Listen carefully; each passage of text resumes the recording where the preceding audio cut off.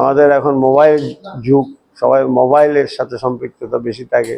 যদিও সেটার জন্য আমি তাদেরকে বারবার নিষেধ করি যে দীক্ষা যতক্ষণ থাকবে ততক্ষণ মোবাইলে থাকবে না। মোবাইল আমাদের প্রয়োজনীয় বস্তু, সবার দরকার, কিন্তু দীক্ষার মধ্যে তা সেখানে আমাদের মনটাকে নিবিষ্ট রাখা উচিত নয়। এই আমি প্রায় 4 ঘন্টা আলোচনা করি, 3 থেকে 4 ঘন্টা। আমাদের এই মনুষ্য জীবনে এসে আমাদের কি করণীয়, কি করা উচিত, পরবর্তী জীবনটাকে যদি সুন্দর করতে চাই, এই জীবনটাকে যদি সুন্দর করতে চাই, দুইটারই জন্য দীক্ষা এক অত্যাবশ্যক বস্তু। দীক্ষায় মানুষকে নূতন জন্ম দেয়। আমরা একবার মাতৃগর্ভ থেকে জন্ম পেয়েছি, কিন্তু মাতৃগর্ভ থেকে জন্ম পাওয়ার পর আমাদের পূর্বজন্মের কর্মফল আমাদের ভোগ করতে হয়।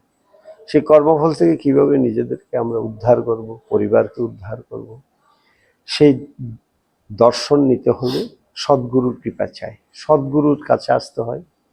সদ্গুরু পৃথিবীতে খুব কম, দীক্ষা নিতে হয় সদ্গুরু থেকে।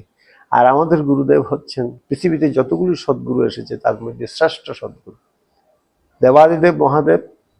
দেবাদিদেব মহাদেব সদ্গুরুর লক্ষণ বর্ণনা করেছেন তার গুরু গীতা গ্রন্থে 8টা। এই 8টা বৈশিষ্ট্য আমাদের ঠাকুর 100% লাভ করেছেন, 8-এ 8। তাই তিনি হলেন শ্রেষ্ঠ সদ্গুরু।